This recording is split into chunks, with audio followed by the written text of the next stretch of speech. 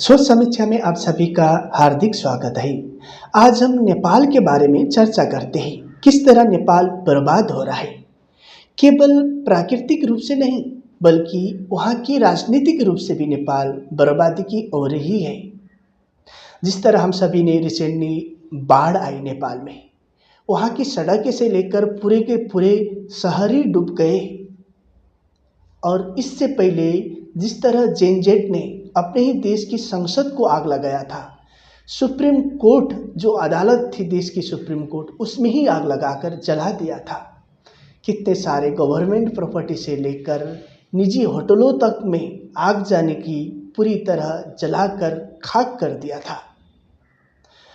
पर जो नेपाल एक समय शांति का प्रतीक माना जाता था, जिस तरह अभी प्राकृतिक और राजनीतिक दोनों तरफ से बर्बाद हो रहा है, कहीं ना कहीं ऐसा लगता है कि नेपाल अपने जिस स्थिति में है वो अब आने वाले समय में बेहतरीन नहीं हो सकती।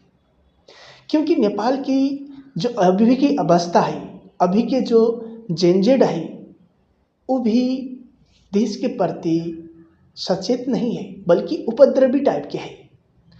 जिस प्रधानमंत्री को उन्होंने चुना, बालेन शाह जो अभी प्रधानमंत्री है, इस व्यक्ति ने एक समय अपने ही देश की संसद में आग लगाने की धमकी दी थी। और यह जेनजेड का सबसे लोकप्रिय नेता था और इसी को जेनजेड ने नेपाल का प्रधानमंत्री बना दिया। समझ लो, देश बर्बादी की ओर जाना तो तय ही था राजनीतिक रूप से। और राजनीतिक रूप से बर्बादी की ओर तो जा ही रहा था। जहां देश जलाने की धमकी देने वाले प्रधानमंत्री बन जाते ही, संसद जलाने की धमकी देने वाले प्रधानमंत्री बन जाते ही, तो वो देश उसी तरह का बनेगा जिस तरह वो लोग करते हैं, तोड़फोड़। और प्राकृतिक रूप से नेपाल की स्थिति भी बहुत ही खराब है। उच्च हिमालय है, वहाँ से बनी हुई झीलें हैं, वो कभी भी फट जाती है और नीचे पूरी की पूरी बस्तियाँ उजड़ जाती है। और वो जितने भी विकास के कार्य करे, वो रोडें फिर से बाढ़ में बह जाती है और गांव डूब जाते हैं। खेती योग्य ज़मीन बचती नहीं है और जो उनके सड़कें चाइना से लिंक करने के लिए बनाए गए हैं, वो सड़कें भी बह जाती है, कुछ बचता नहीं।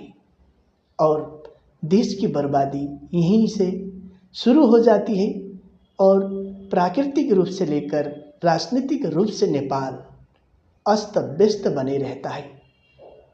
बात यही है कि जो बालेन शाह अभी प्रधानमंत्री है, इसने चुनाव से पहले खुद को बहुत ही राष्ट्रवादी रूप में दिखाया था।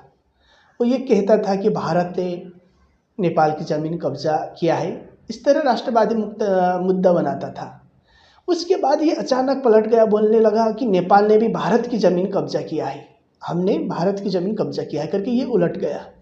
उसके बाद नेपाल में भी विरोध होने लगा, ये कुछ भी बोल देता है कभी भी, क्योंकि बालेन शाह के पास कोई क्लियर विजन है ही नहीं।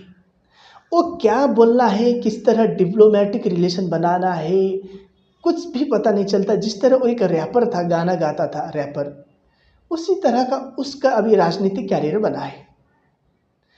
वो खुद क्या बोलना है उसको खुद को पता नहीं होता, मैं क्या बोल रहा हूँ वो भी उसको पता नहीं होता।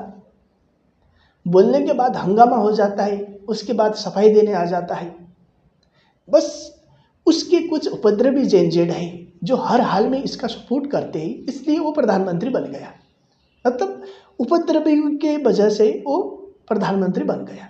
पर वो नेपाल का कोई उसके पास मिशन नहीं है, कोई विकसित नेपाल बनाने के उसके पास कोई इस तरह की योजना नहीं है। अगर विकसित नेपाल के लिए अगर वो सोचता कभी भी, तो कभी वो अपने देश की संसद में आग लगाने की धमकी नहीं देता। वो अपनी बीवी के लिए, अपनी पत्नी के लिए संसद में आग लगाने की धमकी नहीं देता। जो इंसान अपने देश के लिए खड़ा रहने के लिए सीखेगा, वो किसी भी हालत में, भले ही वो कुछ भी हो जाए, अपने देश में आग लगाने का कभी सपोर्ट नहीं करेगा, कभी संसद में आग लगाने का कभी सपोर्ट नहीं करेगा। पर यह व्यक्ति खुद ही अपने देश में संसद में आग लगाने की धमकी देता था, वो प्रधानमंत्री बन गया। खुद देश जलाकर प्रधानमंत्री बना। अभी प्रकृति भी देश में ही बर्बाद कर रही है। प्रकृति देश को भगा कर लेके जा रही है। हर तरह बाढ़, पूरा चाइना से उनका जोड़ने वाला पुल, रास्ते, पूरे का पूरा बस्ती, बाजार, शहर पूरे का पूरा उजाड़ कर ही लेके गया। कहीं न कहीं प्राकृतिक और राजनीतिक रूप से जो हालत आज नेपाल के बने हैं वो एक बर्बादी के हाल बने हैं।